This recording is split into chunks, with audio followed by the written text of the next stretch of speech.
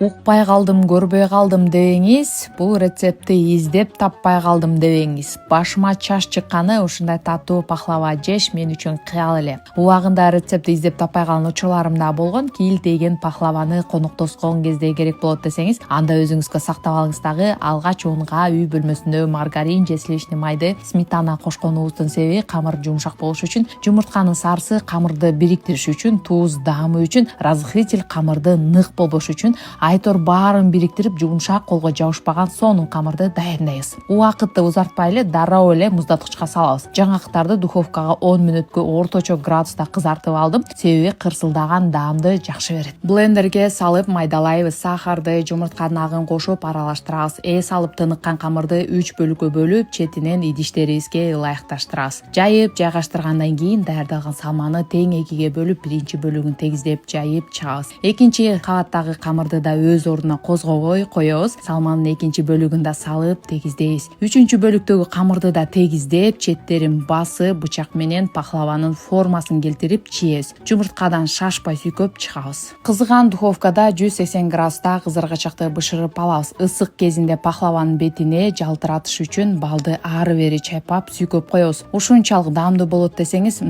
укмуштуудай керемет. Рецепт үчүн лайк, ыраазычылык иретинде бир быйтыкча таштай кетсеңиз, Накуля аябай кубанычта болот.